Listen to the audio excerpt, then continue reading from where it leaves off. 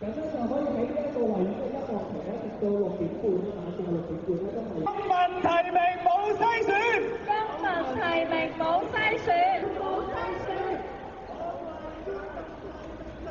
我要公民提名，我要公民提名，全民直接提名，力爭普選，全民提名，全民普選，全民普選。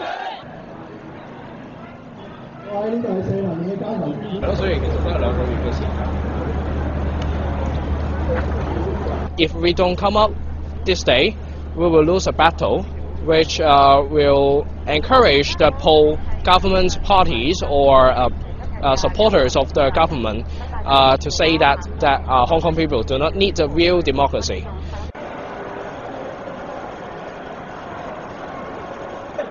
咁大家記唔記得我喺梁生呢度嗰啲咩衰嘢點解下台就？我哋社民連係一個有承擔嘅政黨。上春嗰班嘅城市都未有分學，唔分學。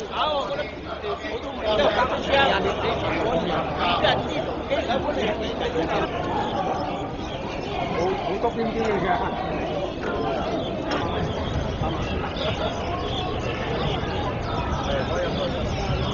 但係其實多你高得滯，呢啲啊真係要喺度，係啊。OK。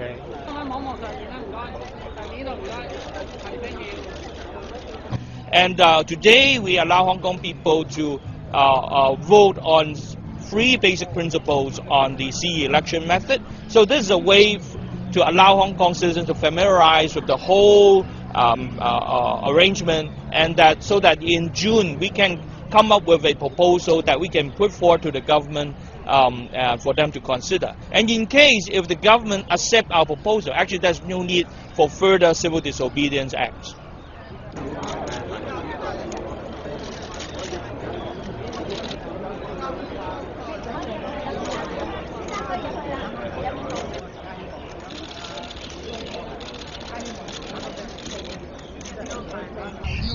What we want is the right to elect our leaders so that our leaders have a genuine mandate to govern Hong Kong. This will improve governance. We also want to see Hong Kong people having a genuine choice in electing their leaders and no screening mechanism. Okay.